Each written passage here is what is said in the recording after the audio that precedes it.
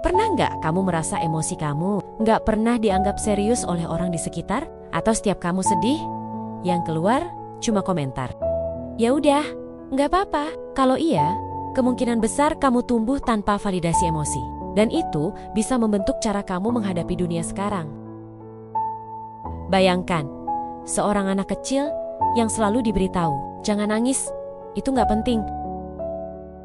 Lambat laun, anak itu belajar bahwa perasaannya selalu salah.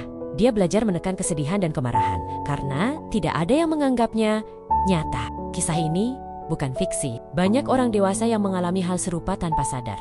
Validasi emosi berarti mengakui dan menerima perasaan seseorang tanpa menilai atau langsung memberi solusi. Anak yang tidak divalidasi biasanya merasa emosinya salah atau tidak penting. Kesulitan mengekspresikan perasaan di masa dewasa. Cenderung menahan emosi atau overthinking.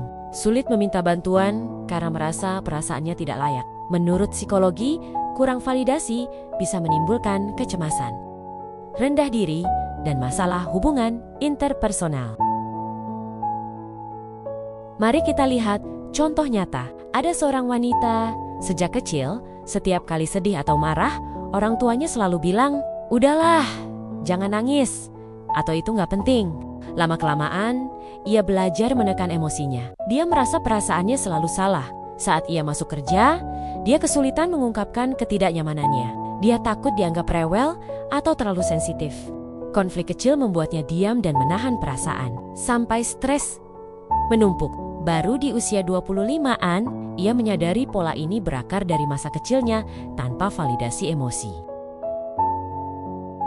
Kalau kamu penasaran, berikut tanda-tanda orang yang tumbuh tanpa validasi emosi. Sulit mengungkapkan perasaan kepada orang lain, sering merasa terlalu sensitif, cenderung menyalahkan diri sendiri atas konflik, susah meminta bantuan atau dukungan emosional, mudah stres, tapi tidak tahu cara mengekspresikan perasaan.